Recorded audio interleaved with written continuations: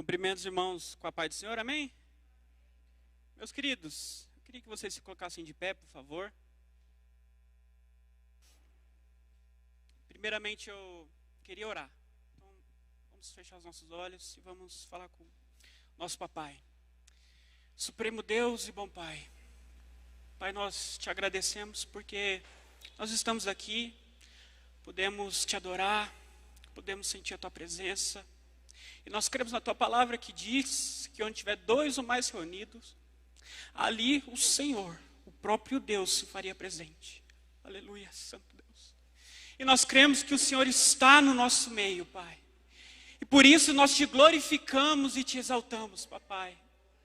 Então eu lhe peço, Senhor, que não venha ser eu falando, mas o Senhor que já está aqui, através de mim. Para a glória do teu santo nome é que nós oramos. Amém. Amém, meus queridos? Eu queria começar a palavra de hoje. Queria que os irmãos abrissem, por favor, Colossenses capítulo 3. Livro de Colossenses, no capítulo 3. Eu vou ler a partir do versículo 12. Vou começar daqui. Vou tirar algumas coisas desse texto e se der tempo eu quero comentar outra coisa. Não sei se vai dar tempo. Colossenses capítulo 3, a partir do versículo 12. A minha Bíblia é a versão NVI, então talvez seja um pouco diferente da maioria, mas de qualquer forma está escrito. Portanto, como povo escolhido de Deus, santo e amado, revistam-se de profunda compaixão, bondade, humildade, mansidão e paciência. Suportem-se uns aos outros e perdoem as queixas que tiverem uns contra os outros. Perdoem como o Senhor lhes perdoou. Acima de tudo, porém, revistam-se do amor, que é o elo perfeito. Que a paz de Cristo seja o juiz em seu coração, visto que vocês foram chamados para viver em paz como membros de um só corpo, e sejam agradecidos. Habite ricamente em vocês a palavra de Cristo. Ensinem e aconselhem-se uns aos outros com toda a sabedoria. E cantem salmos, hinos e cânticos espirituais, com gratidão a Deus em seu coração. Tudo o que fizerem, seja em palavra, seja em ação, façam-no em nome do Senhor Jesus, dando por meio dele graças a Deus Pai. Amém? Podeis assentar? Meus queridos, eu queria comentar com vocês hoje sobre separação, sobre santidade. Santidade, né, vem da palavra kadosh, que significa separação. O tema de hoje está escrito, né? Separe-se. Porque esse é o assunto que eu quero abordar nessa noite. E eu queria que os irmãos entendessem isso. Então, eu li esse texto aqui, e eu queria tirar algumas coisas dele. Primeiro eu queria falar para os irmãos que a santificação ela é um processo. Há dois tipos de santificações.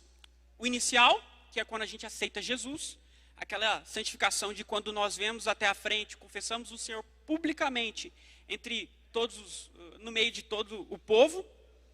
E a partir daquele momento, se a gente crê que Jesus morreu por nós na cruz, nós somos santificados nele.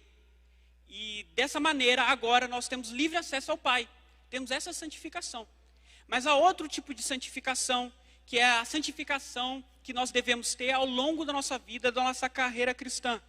Que é essa santificação progressiva, que tem até aquele versículo, né, de que a gente evolui de glória em glória até a estatura do varão perfeito. Em outra tradução está assim, com essa mesma palavra, nós evoluímos progressivamente até a perfeição de Cristo Jesus. Então, há dois tipos de santificações. Então, eu não quero que os irmãos confundam com essa santificação que nós já recebemos por meio do sacrifício de Jesus, da qual a gente nunca conseguiria, que é ter acesso a Deus. Mas há outro tipo de santificação que Deus requer de nós a partir do momento que a gente aceita caminhar nos caminhos que Ele começou, né? Ler com os irmãos rapidinho aqui, só para fundamentar. Em 1 Coríntios 1, capítulo 1 e verso 2, está escrito assim, ó. Paulo, chamado para ser apóstolo de Cristo Jesus pela vontade de Deus, e o irmão Sóstenes, a igreja de Deus que está em Corinto, aos santificados em Cristo Jesus e chamados para serem santos, com todos os que em toda parte invocam o nome do Senhor Jesus Cristo, o Senhor deles e nosso. Olha só que interessante, ele fala assim, ó, santificados em Cristo Jesus e chamados para serem santos. Há duas santificações, conforme eu falei para vocês. Nós fomos santificados em Cristo Jesus e fomos chamados para continuar nessa carreira de santidade em Deus. E agora voltando ao texto que eu comecei aqui em Colossenses, ele também deixa claro isso. Que a santificação é um processo, e ele fala alguns meios que a gente obtém ela. E eu queria pontuar 3 coisas, pelo menos, desse texto aqui, que nos ensinam a como ter essa santificação no nosso dia a dia, na nossa carreira cristã que a gente aceitou, a partir do momento que, como eu falei, a gente confessou o Senhor Jesus. A santificação, primeiramente, o que a gente consegue tirar daqui, é que ela está completamente fundamentada em Deus. Completamente fundamentada em Deus. A partir do momento que nós desejamos nos santificar pelos nossos próprios, força do nosso braço, pelos nossos próprios meios, a gente está correndo uma corrida inútil. Algo que a gente não vai conseguir e pode cair no erro dos fariseus, que não é a religião. Eu vejo muita gente criticando a religião, usando, fulano é religioso. Aí, quando pergunto para você, qual a sua religião? Não, eu não tenho esse negócio de religião, eu sou cristão. E eu não gosto disso, porque a Bíblia fala de religião. Religião é cuidar das viúvas, dos órfãos. Então a religião é algo bom, é algo bíblico, algo de Deus. Mas o problema dos fariseus não era o que eles falavam, mas era o que eles faziam. Eles pregavam a palavra, tanto é que Jesus, escutem o que eles falam, mas não façam o que eles fazem. Porque eles falam, mas eles não cumprem aquilo que eles dizem. Então, a gente não pode fundamentar a santificação no nosso próprio mérito, na força do nosso braço e naquilo que a gente acha que consegue pelos nossos próprios meios. Porque, olha, conforme o versículo 12, está escrito assim, o versículo 12 desse mesmo capítulo que eu estava lendo. Fala o seguinte, portanto, como povo escolhido de Deus, santo e amado. Percebam que nós somos um povo escolhido de Deus, a gente tem o amor de Deus, é santo e amado, nós temos o amor do Senhor nas nossas vidas. Ele continua, revistam-se de profunda compaixão, bondade, humildade, mansidão e paciência. O versículo 13 fala do perdão. Suportem uns aos outros e perdoem as queixas que tiverem uns contra os outros. Perdoem como o Senhor lhes perdoou. Olha só, é tudo baseado em Deus. É tudo baseado em Jesus. Perdoem como o Senhor vos perdoou. Então a nossa santidade está baseada em Deus, porque ele começa, o povo escolhido de Deus, santo e amado. E depois fala do perdão, o perdão baseado em Jesus Cristo. Então toda a santificação que a gente acha que nós podemos ter, está baseado no Senhor. E a santificação também, ela é um contínuo uso das vestes que o Senhor providencia para a gente. Se a gente voltar um pouquinho aí no versículo 8 desse mesmo capítulo, ele fala o seguinte, mas agora abandonem todas essas coisas, ira, indignação, maldade, maledicência e linguagem indecente. E linguagem decente ao falar. Não mintam uns aos outros, visto que vocês já despiram do velho homem com suas práticas. E no verso 12 ele fala, revistam-se da profunda compaixão de Deus. Então ele faz uma alusão aqui à roupa. Nós devemos tirar essa roupa que nós vestimos quando éramos do mundo, que ele cita algumas práticas pecaminosas, a ira, a indignação, a maldade, a maledicência, que é um pecado muito pouco falado, né, na igreja. Eu não sei se vocês sabem, mas maledicência é falar mal das pessoas. Falar mal das pessoas é pecado.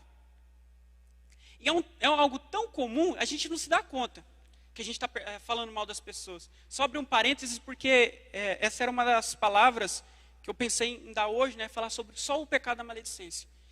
Porque a gente não se dá conta que a gente está falando mal das pessoas, é impressionante. Por exemplo, eu sou um estudante, eu acho que todo mundo já passou por isso. Naquela roda, assim que acaba a aula, as pessoas se sentam e falam assim, nossa, aquele professor, ele não tem didática, né? Ele é muito ruim para dar aula, ele não sabe falar, a matéria é chata, não sei o quê, e mete o pau no professor. E a gente, é verdade, eu não gosto dele não, a aula dele é muito ruim, não sei o quê. Maledicência, falar mal. Eu já fiz isso, sem saber que estava pecando. Quando eu descobri o que era o pecado da maledicência, e que ele era pecado, eu caí em mim de tantas coisas erradas que eu fazia. Falando mal das pessoas, achando que é normal. Eu não estou falando mentira, é verdade, mas é pecado do mesmo jeito. E aí ele prossegue, né? Maledicência, linguagem indecente no falar. Meus queridos, falar palavrão é pecado. Também algo que talvez a gente não sabe, mas não escuta tanto. Falar palavrão é pecado. A gente não pode ter o linguajar das mesmas pessoas do mundo. A própria palavra do Senhor fala, né? A santidade é separar das outras pessoas. Se sua maneira de se portar, de falar, é igual das pessoas, inclusive, né? Você está pecando. Inclusive, se você usa palavras torpe, né? Conforme Efésios 4 fala, né? E daí outras coisas que a gente pode citar aqui, que também era a maneira de vestir que a gente tinha antigamente, né? Em 1 Timóteo fala, por exemplo, das vestes das mulheres, por exemplo. 1 Timóteo 2 fala o seguinte: da mesma forma, quero que as mulheres se vistam modestamente, com decência e discrição, não se adornando com tranças e com ouro, nem com pérolas ou com roupas caras, mas com boas obras, como convém às mulheres que declaram adorar a Deus. Então, quando a gente era do mundo, aqui Paulo está falando de Timóteo, mais especificamente as mulheres, mas esse texto serve para nós homens também. Nós tínhamos até uma maneira de se vestir parecida com a do mundo, indecente e imoral, como não convém. A Bíblia fala que sensualidade é pecado. Vocês já procuraram o que é sensualidade no Google? Significado? Aguçar os sentidos. Então, antes de você ver a roupa que você vai usar, você pergunta para Deus assim, ou se pergunta, já um começo, será que se eu usar essa roupa, eu vou aguçar os sentidos do sexo oposto? Se a resposta for assim, não vista. É pecado, sensualidade. Mas isso serve também para os homens. Inclusive, o Teuzinho estava testemunhando outro dia. O Teuzinho é um rapaz forte, né, musculoso ali, treina demais a conta. Bonitão, né, Teuzinho? E ele estava comentando lá na célula outro dia que ele se sentia incomodado, porque antes ele vestia umas roupas coladinhas para mostrar, né, os músculos dele. Né, Teuzinho?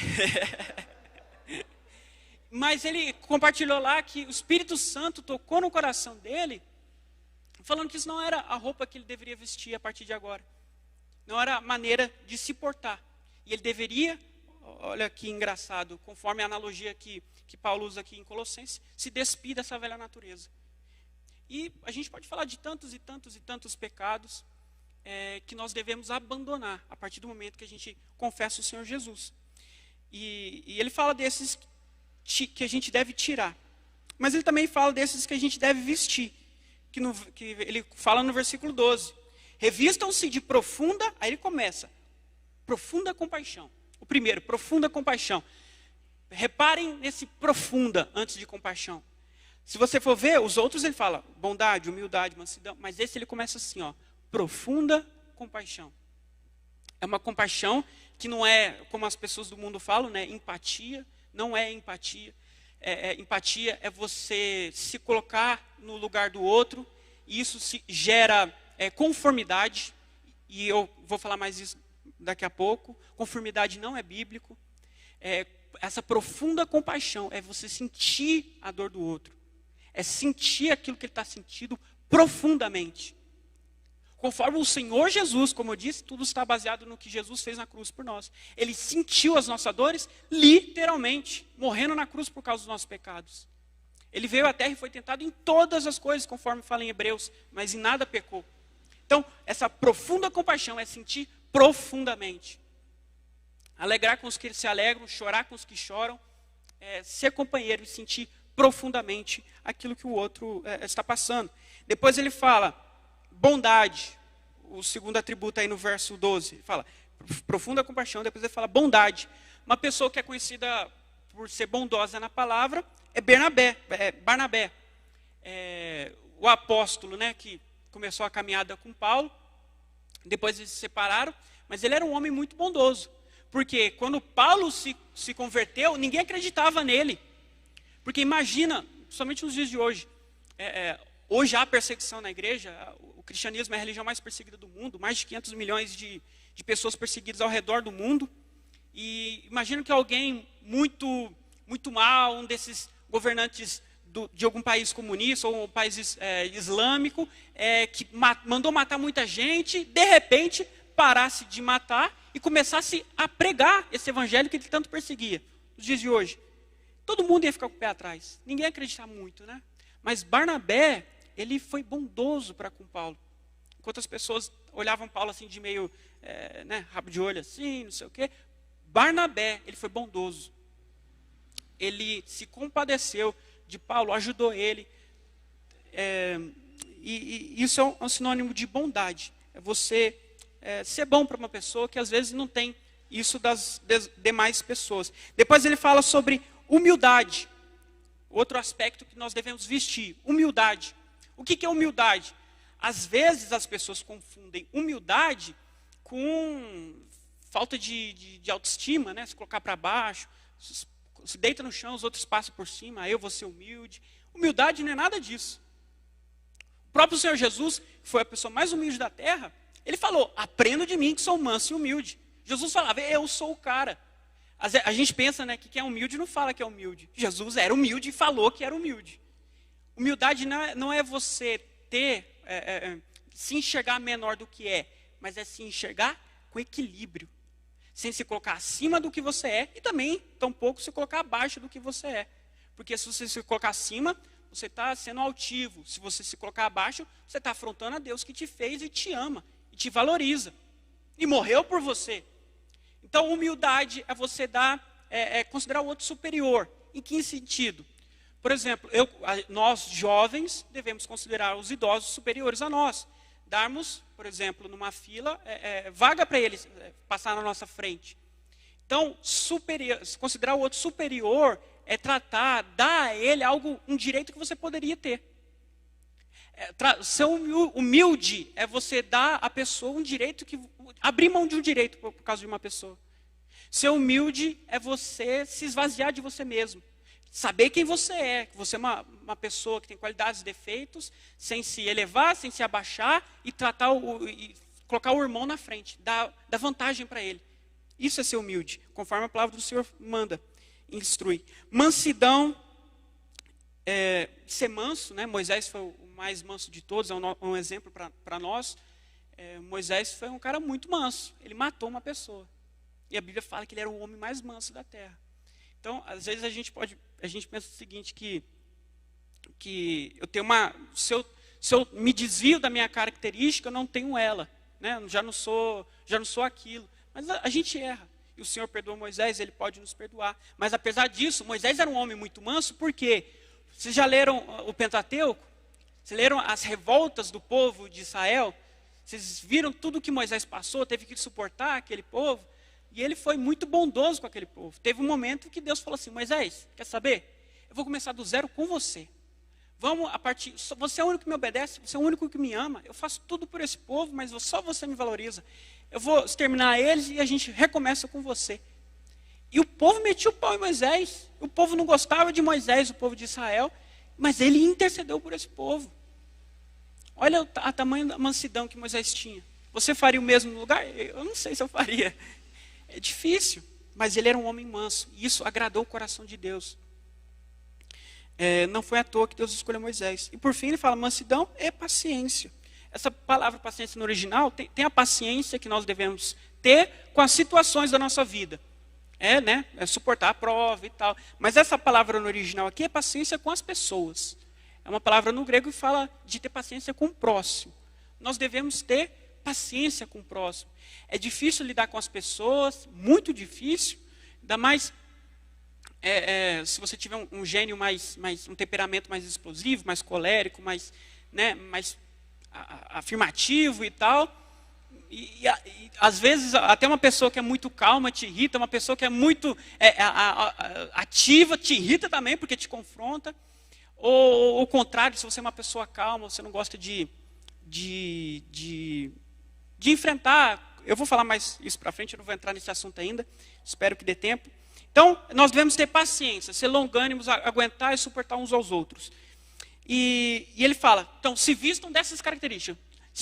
tirem essa velha roupa, daquelas coisas que eu acabei de falar, e coloquem essa nova roupa de santidade.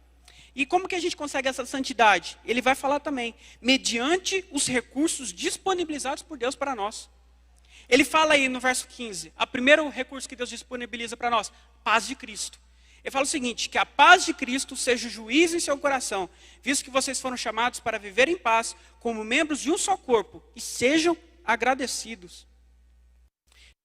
O recurso que Deus nos disponibiliza para que a gente consiga vestir essa nova roupa, andar nos caminhos de santidade ao Senhor, é a paz dele, que habita em nós. Quando nós confessamos o Senhor, o Espírito Santo faz morada em nós. Então, nós temos uma paz que ele responde. Ele responde dentro de nós. Eu não sei se vocês já passaram isso, com certeza já passaram, de você estar fazendo uma coisa, você não entende muito bem, mas aquele negócio te incomoda no seu íntimo. É a paz do Senhor que está faltando ali, ele está te incomodando.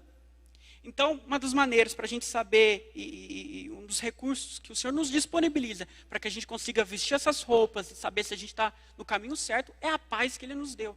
É a paz que seja o árbitro entre vocês. O que é um árbitro, um juiz de futebol? É aquele que regula. Não é? No campo de futebol lá, amarelo, ó, você está errado, vermelho, sai para fora. Então, é isso mais ou menos que a paz do Senhor faz no nosso íntimo. Mas, tome muito cuidado para não confundir essa paz no seu coração, no seu espírito, com a paz no seu coração, porque a Bíblia fala que o nosso coração é enganoso. Se a paz que está no seu coração, se você não estiver cheio da palavra do Senhor, essa paz ela pode ser e será, muito provavelmente, enganosa. Conforme fala o versículo 16, que é a segunda recurso que o Senhor nos disponibiliza, que é a palavra dele, para que a gente alcance essa santidade. Ele fala assim, ó, habite, versículo 16, habite ricamente em vocês a palavra de Cristo. Ensinem e aconselhem-se uns aos outros, com toda a sabedoria, cantem salmos, hinos, cânticos espirituais, com gratidão a Deus em seu coração. Essa é uma ferramenta elementar para nós, a palavra de Deus. A partir dela, a gente vai saber se a paz que está no nosso íntimo, ela provém do Senhor ou provém da nossa carne. A partir dela, a gente vai ter algo para se basear quando a gente se deparar em situações que a gente não sabe como comportar a nossa vida. Eu leio a Bíblia, acima de tudo, é para mim saber o que eu devo fazer. A partir do momento que eu sei que eu sou jovem, conforme o livro de Provérbios fala, o jovem é insensato, mas o livro de Provérbios também fala que o jovem pode obter sabedoria lendo e aprendendo com a palavra do Senhor. Então, a partir desse momento, eu jogo fora todas as minhas opiniões, todas as minhas convicções e me baseio 100% na palavra de Deus, para mim obter a sabedoria, para mim obter a santidade, para mim saber como suportar, como lidar em todas as situações da minha vida. Porque se você errar sem querer, ainda é erro. Jesus fala daquele que, sabendo que está fazendo errado e fez, vai tomar muito açoite, muita chicotada. Mas aquele que fez sem saber, vai tomar chicotada também. Menos, mas vai tomar. Então Deus vai te julgar, sabendo você ou não. Então é bom você correr atrás daquilo que o Senhor nos coloca à nossa disposição, que é a palavra dele. A primeira é a paz que ele nos dá. O segundo é a palavra dele. E por último é o nome dele, o nome de Cristo. Próximo versículo e último desse texto é o 17, ele fala: tudo o que fizerem, seja em palavra, seja em ação, façam-no no nome do Senhor Jesus. Do Senhor Jesus, dando por meio dele a Deus, dando por meio dele graças a Deus Pai. É uma métrica boa para a gente ter na nossa vida. Se você não sabe se está fazendo algo bom ou ruim, é claro, você tem que estar cheio da palavra, porque senão você vai ter convicções humanas, mas é pensar o seguinte: Jesus faria isso? Isso glorifica a Deus? É o que ele está falando aqui, ó, que tudo que vocês façam, tudo o que você, olha, reparem nessa palavra, tudo o que vocês fizerem, seja em palavra, seja em ação, façam no nome do Senhor Jesus. Tem aquele outro versículo, né? Seja o comer, o beber de vocês, façam tudo para a glória de Deus. Então a nossa vida é inteiramente guiada para a glória de Deus. Tudo. Se você faz algo que você para e pensa assim, você analisa, será que eu estou fazendo isso para a glória de Deus? E não está, você está errado, está no caminho do erro. Todas as nossas atitudes têm que ser baseadas no Senhor. Por exemplo, você vai ver vou dar um exemplo prático. Você vai ver um filme, e o filme começa a te incomodar, já é a primeira ferramenta que o Senhor te dá. Tira aquela paz no seu íntimo, começa, né, te perturbar, você não está com paz. Segundo, você sabe que aquilo, conforme a palavra do Senhor, não está certo. E por último, você pensa o seguinte: eu estou glorificando o Senhor vendo esse filme, eu estou glorificando o Senhor vendo essa série, eu estou glorificando o Senhor estando no meio dessa roda, eu estou glorificando o Senhor fazendo tal coisa. É importantíssimo a gente se colocar, se perguntar essas coisas. São as ferramentas que o Senhor nos disponibiliza. A gente vive, né, pelo nome do Senhor Jesus. Ele é a nossa rocha, é a nossa fortaleza. Então dê glória a Ele e honre Ele através da sua vida. Porque eu acho que eu já comentei isso alguma vez, que quando a gente recebe um presente, a gente fica meio constrangido, né? Não sei se, acho que na verdade com todo mundo é assim. Quando você recebe um presente, você fica meio constrangido. Você se sente, sei lá, obrigado a retribuir de alguma maneira com essa pessoa, dando outro presente, ou pelo menos sendo mais simpático do que você é. É impressionante, é algo que vem de nós. Tanto é que a gente fala sem reparar, né? O que a gente responde quando alguém nos dá um presente? Obrigado. No íntimo a gente sente obrigado a retribuir de alguma maneira. Em espanhol é gracias, né? Em espanhol pede graça. Em francês é merci, pede misericórdia. Imagina, alguém te dá um presente e fala misericórdia. É a maneira deles agradecer lá na França. Então, quando a gente recebe um presente, a gente tem esse incômodo no nosso íntimo de retribuir de alguma maneira. Isso humanamente falando. Se humanamente a gente se sente impelido a retribuir, imagine com aquilo que o Senhor Jesus nos ofereceu. Todos nós, o maior e pré-requisito para que a gente possa morar no céu, possa ter a vida eterna em paz, em alegria, é ser perfeito. Quem aqui é perfeito? Quem aqui é perfeito? Levanta a mão. Ninguém. Está todo mundo perdido. Está todo mundo perdido. Mas, por meio do sacrifício de Jesus, que tomou o nosso lugar naquela cruz, Ele foi perfeito, ele tomou o nosso lugar, Ele morreu como perfeito, ressuscitou como perfeito, um dia voltará para nos buscar em perfeição. Então, através do sacrifício dEle, nós temos essa autoridade, sabendo que nós nunca poderíamos estar com Ele nos céus, e que nós deveríamos estar sofrendo eternamente no inferno, a tortura eterna, onde a gente vai ser comido por bicho, e vai ser terrível. A gente deveria estar lá. Mas quando a gente sabe que o próprio Deus, santo, supremo, irrepreensível, se fez homem, morreu e padeceu em nosso lugar naquela cruz, dando esse presente que a gente nunca poderia pagar. Quando a gente pensa nisso, a gente não tem como você ter outra resposta se não for querer agradar a Ele todos os dias da sua vida. A santidade, acima de tudo, baseia-se no amor que nós temos pelo Senhor. É um amor, é uma gratidão que a gente deve ter pelo Senhor. Então, são algumas coisas que eu pude perceber desse capítulo. Mas eu também queria comentar com os irmãos que algumas coisas devem ser faladas também. A santidade, ela, como eu falei, vem da palavra kadosh, que significa separar. No Velho Testamento a gente via o Senhor, quem já leu o Velho Testamento sabe, que o Senhor pedia o tempo todo para o povo de Israel se separar dos povos vizinhos. E dentro do povo de Israel, ele separou um povo, que era o povo da tribo de Levi, para ser sacerdote dele. Então, a palavra separação está em todo lugar na Bíblia. Então, isso é algo que Deus requer desde o início dos tempos e continua requerendo de nós hoje. Deus quer que a gente se separe das coisas dessa terra. E aí, nós vemos na palavra do Senhor alguns versículos que a gente, por exemplo, deve, como eu falei aqui, ser bondoso com as pessoas, andar com as pessoas, ser amoroso com as pessoas. E as pessoas esquecem que santidade também é separação.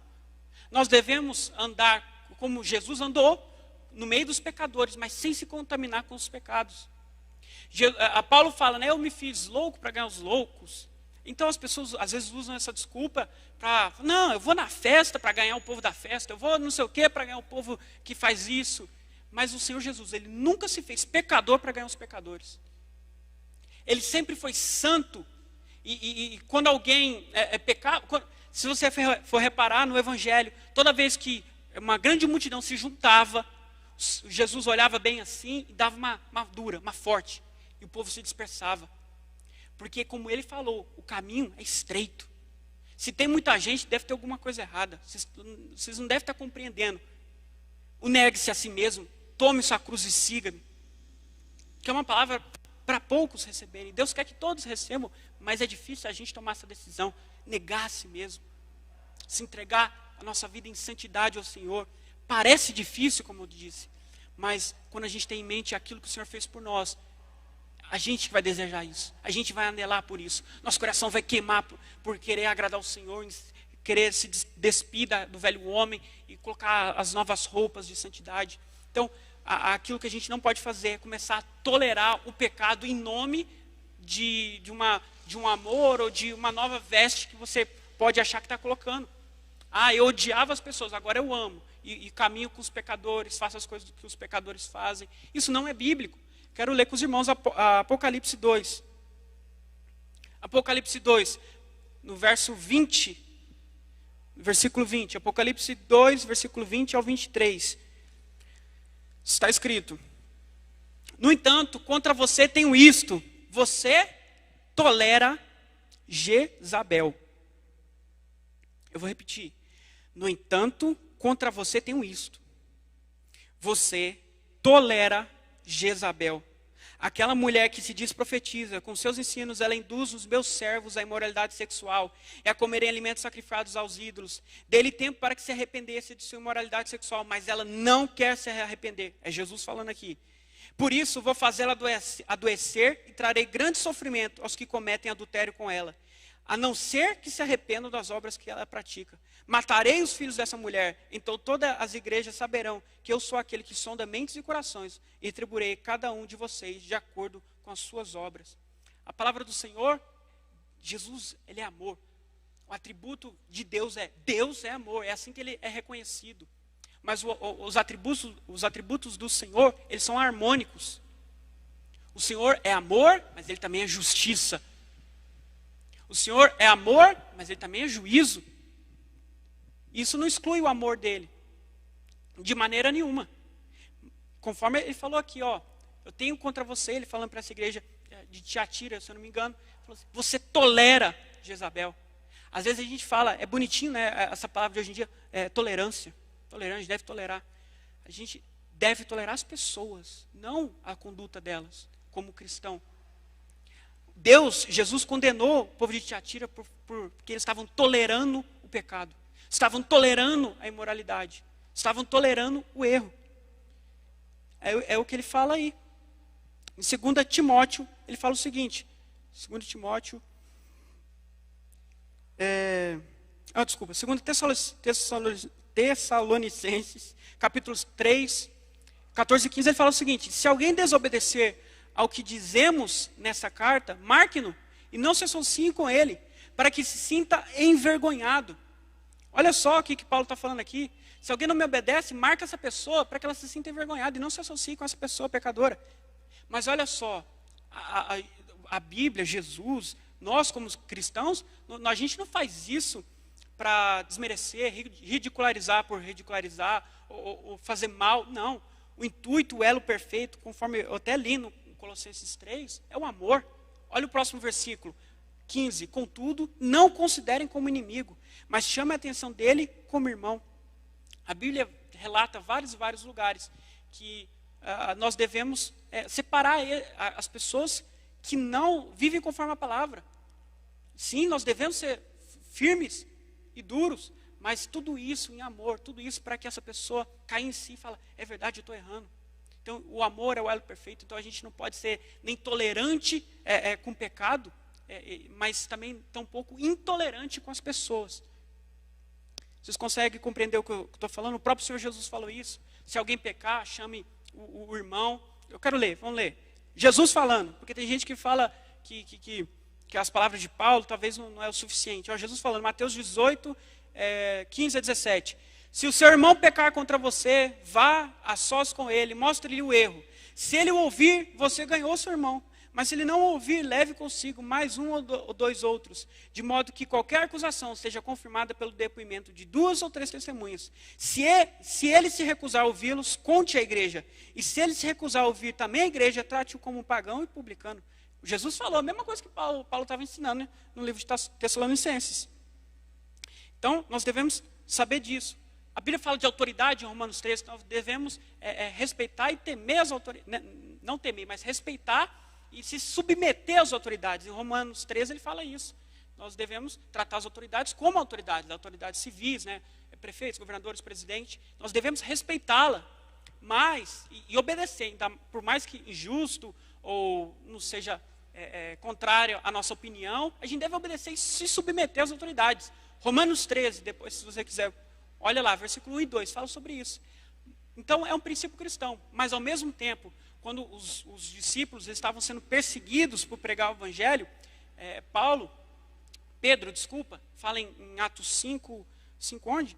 Fala em Atos 5:14, ele fala assim, mais ou menos o seguinte, é melhor obedecer a Deus do que os homens.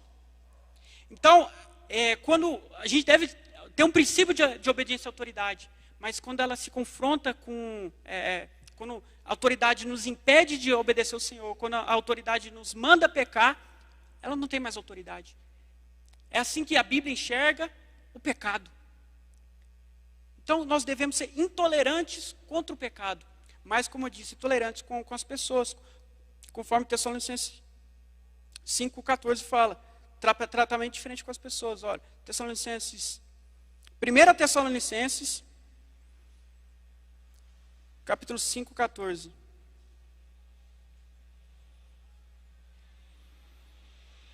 Exortamos vocês, irmãos, e que advirtam os ociosos, aqueles que estão no pecado, na preguiça, no engano. Mas, olha o que ele fala, confortem os desanimados, auxiliem os fracos, sejam pacientes para com todos. Então, eu só queria falar e deixar esse contraponto, que nós não devemos aceitar o pecado de forma nenhuma. O amor não aceita o pecado. Mas nós devemos amar as pessoas, ser pacientes e misericordiosos com as pessoas, com o indivíduo. Odiar o pecado, mas amar a pessoa. Então, eu queria deixar essa pergunta. Você tem sido tolerante com o pecado das pessoas? Você está errado. Você tem sido intolerante com as pessoas? Você está errado. A Bíblia é feita de equilíbrio. Santidade é isso. É ser equilibrado em tudo. Saber aquilo que o Senhor faria na nossa posição, conforme eu falei. E vocês podem estar pensando assim, a Bíblia é muito rigorosa, talvez em pontos que a gente poderia deixar barato, né? Mas esses menores pontos, que a gente pensa que talvez sejam menores, e de fato parecem ser, são o que o diabo ele trabalha e usa desde o início dos tempos. Como uma vez eu tive uma oportunidade que eu falei com Eva lá. O fruto que ela comeu, ele enganou ela. Deu uma aparência de verdade. Ele não mentiu completamente. Ele enganou ela. Ele falou assim, se você comer desse fruto, você será como Deus, conhecedor do bem e do mal. Ele não mentiu. Satanás não mentiu para a serpente. A Eva e Adão começaram a conhecer o bem e o mal. Só que ele transformou isso em algo bom, em algo anelável. Então o Satanás, ele trabalha nos mínimos detalhes. Ele trabalha no engano. Então tome cuidado com isso. Eu estava vendo um filme, só para encerrar, já estou acabando. Estava vendo um filme que chama A Jornada, né? Uma viagem pelo tempo. Filme muito bom, muito bom. Melhor filme cristão que eu já vi. E a história do filme é mais ou menos o seguinte. A história é narrada em 1890. Um grupo de pastores lá nos Estados Unidos, uma convenção bíblica, eles se reúnem e um deles quer lançar um livro. Um livro falando sobre a moralidade. Que as pessoas devem ser morais, devem agir corretamente, devem ser boas, não devem roubar, não devem fazer coisas erradas. E os pastores naquela assembleia, naquela convenção, eles gostaram muito do livro dele, que era um livro para o público, para as pessoas, vai ter uma boa aceitação, porque está falando de coisas boas, falando de moral, de ética, e todos aceitaram, menos um, que chega lá fala o seguinte: de forma nenhuma a gente pode endossar esse livro. De forma nenhuma a gente pode deixar que ele publique esse livro. Porque a gente não pode falar da moral sem falar do Criador da moral. A gente não desassocia a verdade do Criador da verdade. Quando no Velho Testamento um profeta falava, ele não falava, é para vocês fazerem isso. Ele falava assim: assim diz o Senhor. Jesus, quando derrotou o diabo lá no deserto, ele falou: está escrito. A moral, ela não é suficiente para a gente ser salvo. A moral, ela não é suficiente e para nada. Tanto é que a história desse filme é que, olha só que viagem. O cara, ele falou isso porque ele viajou no tempo, ele foi para o futuro. E no futuro, esse livro foi publicado e ele viu, ele foi para o presente, que no caso é hoje, e ele viu que as pessoas, elas se consideram boas pessoas. Ele começou a sair perguntando na rua, falando assim: você vai na igreja hoje? Para um cara na lavanderia. Não preciso ir na igreja não, eu sou uma boa pessoa, eu não roubo, eu não minto, eu não engano, eu estou bem. Aí ele foi se deparando com situações, e ele viu que o nosso mundo de hoje, eles se consideram bons. Essa cultura aí do cancelamento, né, que está tendo hoje em dia, você parou para pensar, os fariseus de hoje não são religiosos. Os fariseus de hoje, que cancelam as pessoas, têm a moral própria, uma moral humana, são cheios de si. E a palavra de Deus fala o contrário disso. O mundo diz: seja você mesmo. A palavra de Deus fala: seja Jesus. Imite e caminhe conforme Jesus. Se aniquile, negue-se a si mesmo. Pegue minha cruz, pegue sua cruz e avança. Avança. Então, meus queridos, aí quando está no final do filme, ele volta, percebe o erro, ele não faz isso, e ele termina falando: a gente não pode desassociar a moral, a verdade de Jesus Cristo.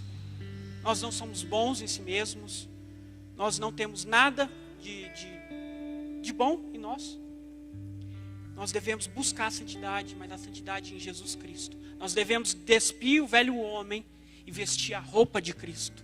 Nós devemos parar de andar com os nossos próprios meios, os nossos próprios caminhos, e andar no caminho de Jesus. Santidade é separar-se do mundo, é separar-se das coisas que você vê ao seu redor. Não se baseie na cultura. A palavra de Deus fala: não se amoldem a essa terra. Não tome uma forma. Se amolda o quê? Toma a forma das coisas dessa terra. Se amoldem com a palavra do Senhor. Às vezes a gente passa mais tempo consumindo a cultura desse mundo, consumindo Instagram, Facebook, YouTube, Netflix, do que consumindo a verdade. Às vezes a gente tem conceitos humanos porque a gente está cheio de humanidade. E nós devemos, conforme a palavra de Deus, se encher da palavra, habite ricamente a palavra em nós.